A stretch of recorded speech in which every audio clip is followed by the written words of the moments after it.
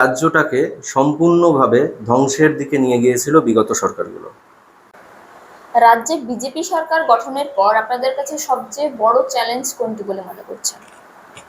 দেখুন, এই রাজ্যটাকে সম্পূর্ণভাবে ধ্বংসের দিকে নিয়ে গিয়েছিল বিগত সরকারগুলো।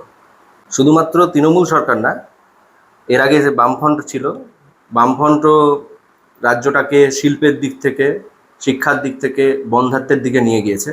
একের পর এক চট মিল, কলকারখানা এগুলো বন্ধ করেছে।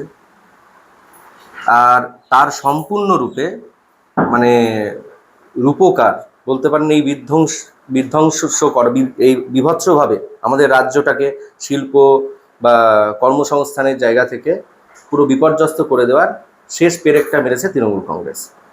তা এই পিছিয়ে পড়া জায়গা থেকে, একদম পেছনের দিকে নিয়ে যাওয়া জায়গা থেকে রাজ্যটাকে এখন সামনের দিকে, প্রগতির দিকে নিয়ে যাওয়াটাই বড় চ্যালেঞ্জ।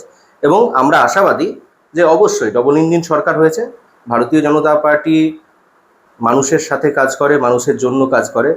আমরা পাশের রাজ্যে যদি দেখেন, বিহারকে আগে জঙ্গলরাজ বলতো।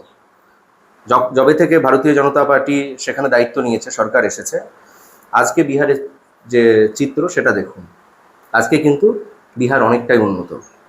আমাদের পশ্চিমবঙ্গে সব আগেই কর্মসংস্থান, শিল্পায়ন এগুলো আমাদের কাছে বড় চ্যালেঞ্জ এবং অবশ্যই আমরা সেটা ফুলফিল করব। আর শিক্ষা ব্যবস্থার মেরুদণ্ডটাও এখানে ভেঙে দিয়েছে, স্বাস্থ্য ব্যবস্থাও সেই রকমই অবস্থা। তা সেই জায়গাটা আমরা সব আগে রিপেয়ার করব এবং যাতে এই বিষয়গুলো নিয়ে আগামী দিনে সাধারণ মানুষকে আমরা বেটার মানে সুযোগ সুবিধা দিতে পারি, তাদের জীবন ধারণের মান বাড়াতে পারি, সেই দিকে আমরা দেখি।